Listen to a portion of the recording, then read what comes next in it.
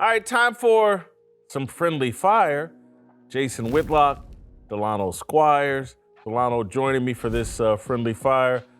Delano, I've got a video that I want you to see about the wealth gap between black families and white families, and then we'll discuss it. Play the video.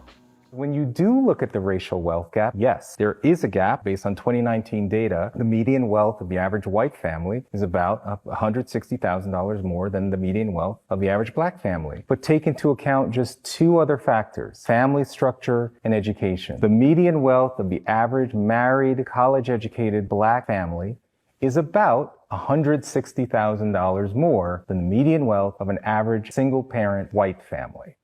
So perhaps there are factors beyond just race that, if we were being honest in this conversation, we could collectively tackle and come up with solutions. If the narrative for which you obtain and maintain power is based on this idea of a victimized community, then you have a perverse incentive to ignore all of this and just say that America is inherently racist and oppressive.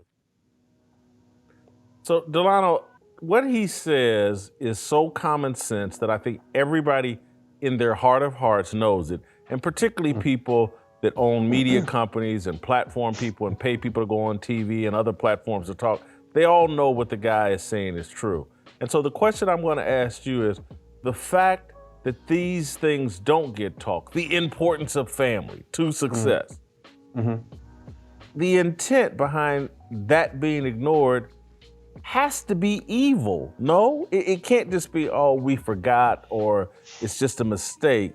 It seems intentional and evil.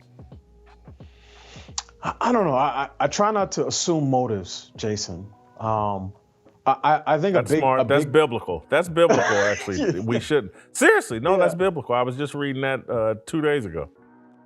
So I think, and that was Ian Rowe, by the way, who's a research fellow, a senior fellow at AEI, American Enterprise Institute, has run schools in the South Bronx for years. And I was actually there when that, not in the room, but at that event when that segment was being taped.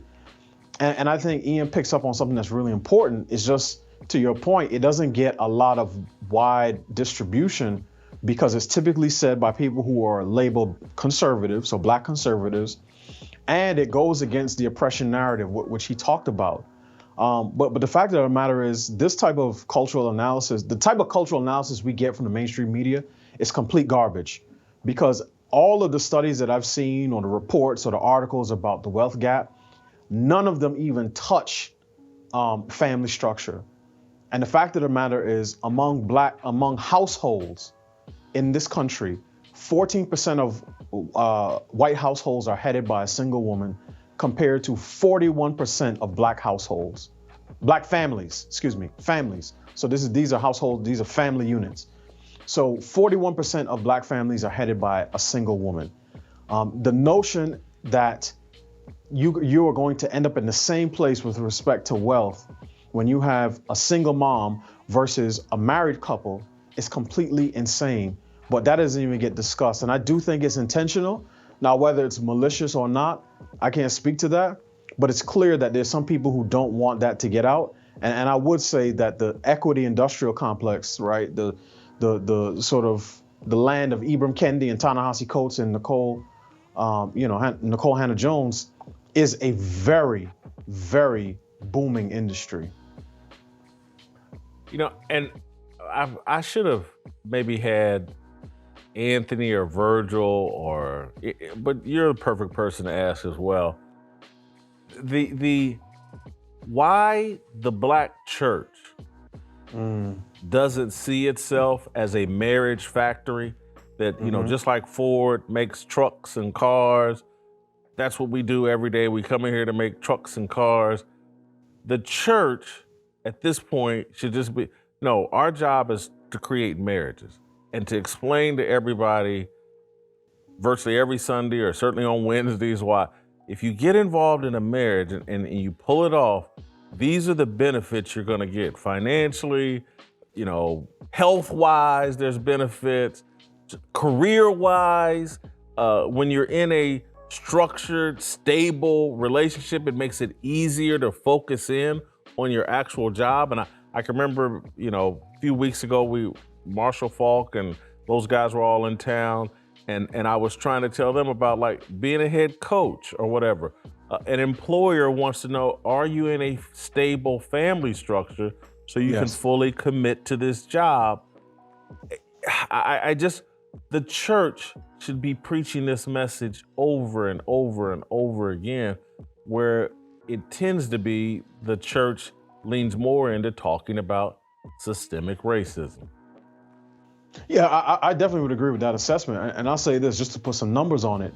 The median wealth for a married household, and this was, I think, as of 2020, this is the U.S. Census Bureau, was about $269,000.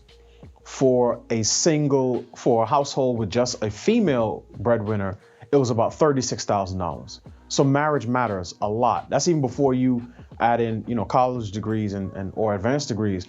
But yes, to your point, Jason, I think you made this point on one of our previous shows that the church, and let's say the black church was obviously a large label. Every black church does not function this way, but the ones we're talking about do way more funerals than they do weddings.